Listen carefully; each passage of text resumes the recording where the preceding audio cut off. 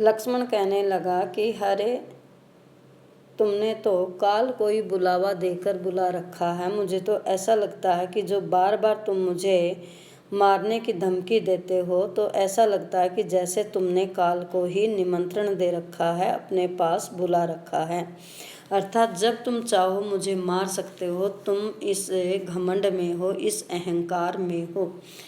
बार बार इसलिए तुम मुझे मारने की धमकी दे रहे हो, और बार बार कभी तुम मुझे नृप बालक, अरे राजा के बालक, दुष्ट बालक, काल के वश में होने वाला बालक कहते हो, तो कभी कुल घातक बताते हो, अर्थात अपने ही वंश का घातक मुझे बता रहे हो।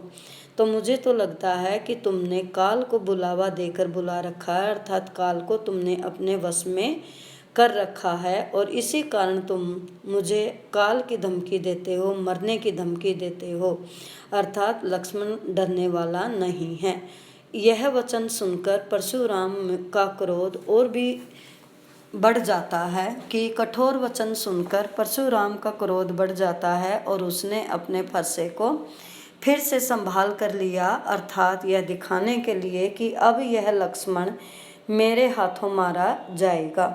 अब जनि देई दोषु मोहि लागू, कि अब तो यह दोष अर्थात लक्ष्मण के मरने का दोष मुझे ही लगेगा, क्योंकि कटु वचन बोलने वाला बालक वध करने के योग्य होता है। अर्थात यह जब से कठोर वचन बोल रहा है, कटु वचन बोल रहा है, तो इसकी मौत निश्चित है। बच्चा समझकर मैंने इसे बहुत बार बाँच दिया था, छोड़ दिया था, लेकिन अब तो यह सच में ही मारा जाएगा। जब विश्वामित्र ने देखा कि परशुराम का क्रोध सच में ही बढ़ गया है, तो विश्वामित्र को भी लगा कि अब परशुराम कभी लक्ष्मण पर वार न कर दे या इसे चोट न पहुंचा दे, तो उसने कहा कि आप इसके अपराध को क्षमा कर दो, क्योंकि साधु संत जो हैं वो बच्चों के गुण दोषों को अनदेखा कर देते हैं और उनके दोषों को माफ़ कर देते हैं। तब परशुराम ने कहा कि मैंने बिना कारण जो है यह फरसा अपने हाथ में नहीं लिया है।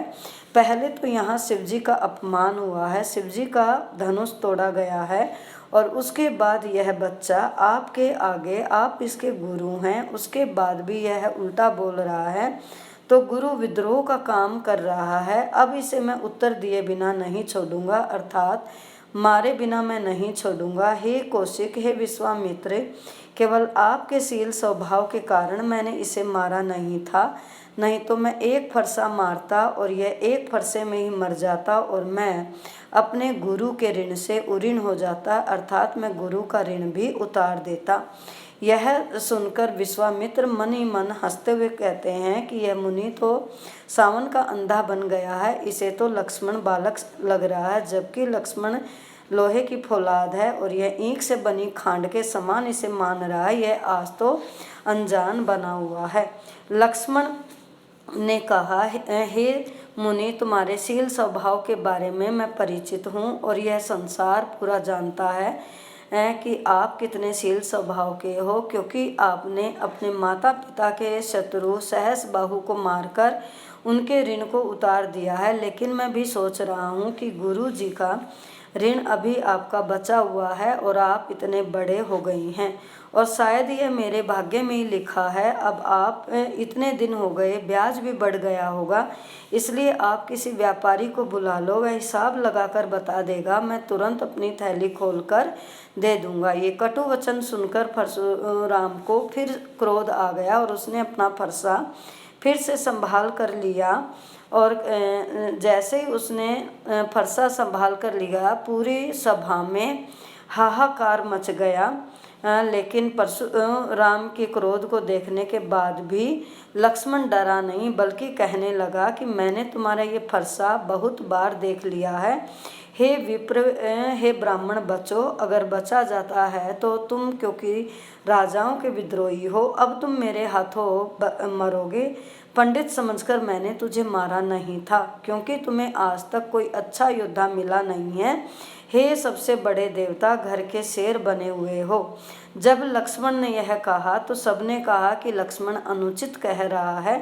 तब राम ने अपनी आंखों के इशारे से लक्ष्मण को शांत कर दिया, अर्थात राम को भी लगा कि लक्ष्मण गलत बोल रहा है। अर्थात राम ने लक्ष्मण को अपनी आंखों के इशारे से शांत कर दिया, क्योंकि लक्ष्मण के उत्तर परशुराम के क्रोध रूपी अग्नि में आहुति का काम कर रहे थे। और जब राम ने देखा कि परशुराम का क्रोध बढ़ गया है, तब राम ने मीठे वचन बोलकर, जल के समान वचन बोलकर रघुकुल भानु ने अर्थात राम ने परशुराम के क्रोध को भी शांत कर दिया, अर्थात परशुराम को भी मीठे वचन बोलकर शांत कर दिया। इस तरह राम ने दोनों के झगड़े को शांत किया। लक्ष्मण क्योंकि उनका छोटा भाई था, मर्यादा का पालन करता था, बड़े भाई का कहना मानता था, तो राम के इशारे से ही शांत हो गया। और इधर परशुराम बड़े थे, इसलिए राम ने उसे मीठी वाणी बोलकर उसके क्रोध को भी शांत कर दिया। इस तरह यह प्रसंग समाप्त होता है।